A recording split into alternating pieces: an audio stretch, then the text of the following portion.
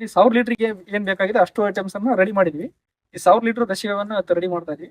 ಒಂದೊಂದು ಐಟಮ್ ಅನ್ನ ಈಗ ಇದ್ರೊಳಗೆ ನಿಮ್ಗೆ ಹಾಕಿ ದಶಕ ಇರೋದನ್ನ ಎಕ್ಸ್ಪ್ಲೇನ್ ಮಾಡ್ತೀವಿ.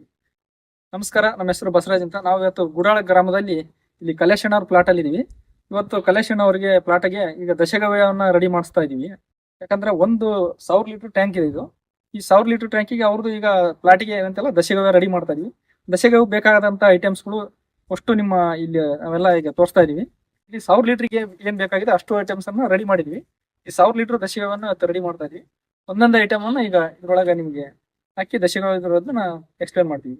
ಹೆಚ್ಚು ಕಡಿಮೆ 1000 ಲೀಟರ್ಗೆ ಈಗ ಒಂದು 50 ಲೀಟರ್ ಗೋಮೂತ್ರ ಬೇಕಾಗುತ್ತೆ. 50 ಲೀಟರ್ ಗೋಮೂತ್ರ ಹಾಕಿ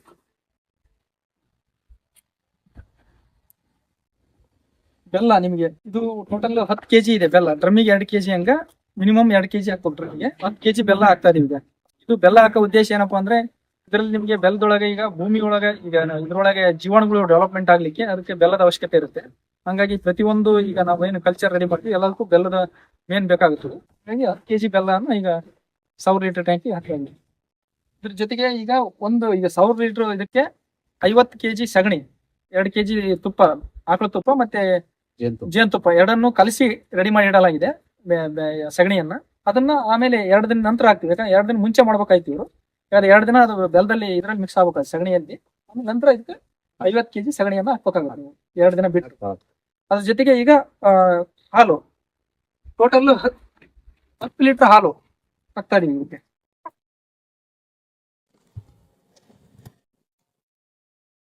ಹಾಲಲ್ಲಿ ಹೆಚ್ಚು ವಿಟಮಿನ್ಸ್ಗಳು ಇರ್ತವೆ, ಮತ್ತೆ ವಿಟಮಿನ್ಸ್ ಮಿನರಲ್ಸ್ ಇರುತ್ತೆ ಹಾಲಲ್ಲಿ. ಹಾಗಾಗಿ ಹಾಲನ್ನು ಬಳಕೆ ಮಾಡೋದ್ರಿಂದ ಬೆಳೆಗಳಿಗೆ ಯಥೇಚ್ಛವಾಗಿ ಮಿನರಲ್ಸ್ಗಳು ಸಿಗ್ತವೆ. ಬೆಳೆಗಳು ಒಳ್ಳೆ ನಿಮ್ಗೆ ಹೆಲ್ದಿ ಇರ್ಲಿಕ್ಕೆ, ಆರೋಗ್ಯ ಇರ್ಲಿಕ್ಕೆ ಅನುಕೂಲ ಮಾಡ್ಕೊಳುತ್ತೆ. ಅದ್ರ ಜೊತೆಗೆ ಮಜ್ಜಿಗೆ ನಿಮ್ಗೆ ಒಂದು 20 ಲೀಟರ್ ಮಜ್ಜಿಗೆಯನ್ನು ಹಾಕ್ತಾ ಇದೀವಿ.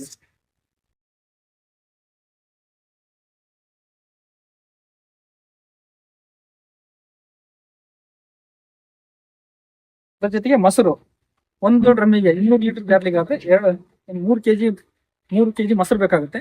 117 ಮೊಸರು.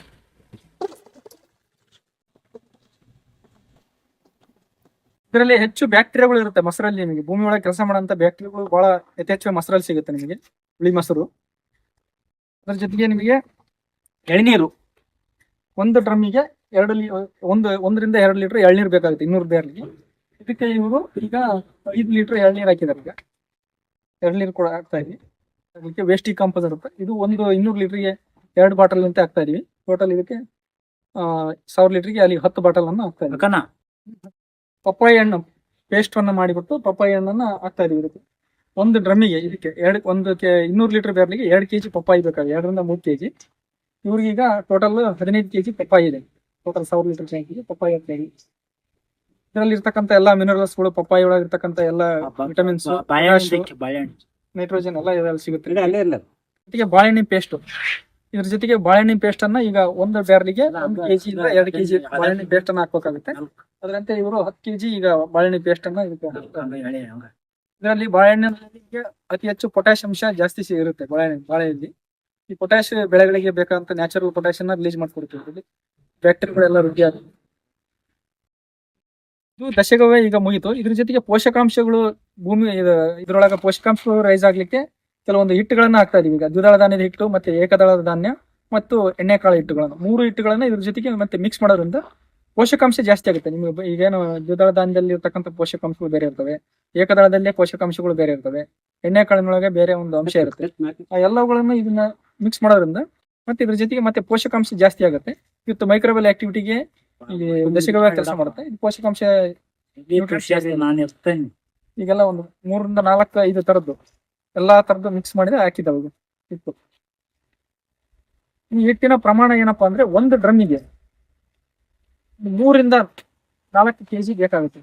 ಒಂದು ತರದ್ದು ಹಲವಾರು ತರದ್ದು ಹಿಟ್ಟನ್ನು ಮಿಕ್ಸ್ ಮಾಡ್ತೀರಿ ಅಂದ್ರೆ ಎಲ್ಲ 1 ಕೆಜಿ ಹಿಟ್ಟು. ಈಗ ಹೆಸರು ಕಾಳು, ಅವರೆ, ಕಡ್ಲೆ ಈ ತರದ್ದು ಎಲ್ಲ ಮಿಕ್ಸ್ ಒಂದೊಂದು ತರದ್ದು ಎಲ್ಲ 1 ಕೆಜಿ ಹಿಟ್ಟನ್ನು ಹಾಕೋಕ್ಕಾಗುತ್ತೆ 200 ಲೀಟರ್ಗೆ. ಇವ್ರೀಗ ಒಂದು 10 ತರದ ಹಿಟ್ಟನ್ನ ಮಿಕ್ಸ್ ಮಾಡ್ಕೊಂಡ್ ಬಂದಿದ್ದಾರೆ. ಜೀನ್ ಮಾಡ್ಸ್ಕೊಂಡ್ಬಂದು ಹಾಕಿದ್ದಾರೆ. 10 ತರದ ಹಿಟ್ಟಿದೆ ಇದರಲ್ಲಿ. ಕಡ್ಲೆಕಾಳು, ಉದ್ದು, ಅಲಸಂದಿ, ಮಡಿಕೆ ಈ ತರದ್ದು.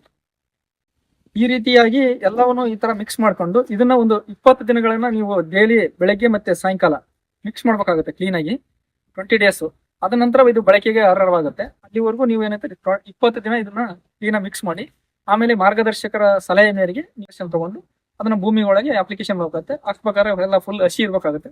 ಈ ಒಂದು ಡ್ರಮ್ ನೀವೇನು 200 ಲೀಟರ್ ಬ್ಯಾರಲ್ ಈ ತರ ಪೋಷಕಾಂಶ ನೀವೇನು ರೆಡಿ ಮಾಡಿ ಹಾಕಿದ್ರೆ ನಿಮ್ಮ ಒಂದು ಭೂಮಿಗೆ ಒಂದು 5 ಲೋಡ್ ಗೊಬ್ಬರ ಏನು ಕೊಟ್ಟಿಗೆ ಗೊಬ್ಬರ ಹಾಕಿದ್ರೆ ಏನ್ ಕೆಪಾಸಿಟಿ ಸಿಗುತ್ತಲ್ಲ ಅಷ್ಟು ಕೆಪಾಸಿಟಿ ಬರೀ ಒಂದು ಡ್ರಮ್ ಅಲ್ಲಿ ಸಿಗುತ್ತೆ. ಇದನ್ನ ಪ್ರತಿಯೊಬ್ಬರು ರೈತರನ್ನು ಈ ತರ ಮಾಡ್ಕೊಂಡು ನಿಮ್ಮ ಒಂದು ತೋಟದಲ್ಲಿ ಹೆಚ್ಚಿನ ಒಂದು ಇಳುವರಿ ಪಡಿಬಹುದು ಅಂತ ಹೇಳಿ ಈ ಮೂಲಕ ಕೇಳ್ಕೊಡ್ತೀವಿ. ನಮಸ್ಕಾರ.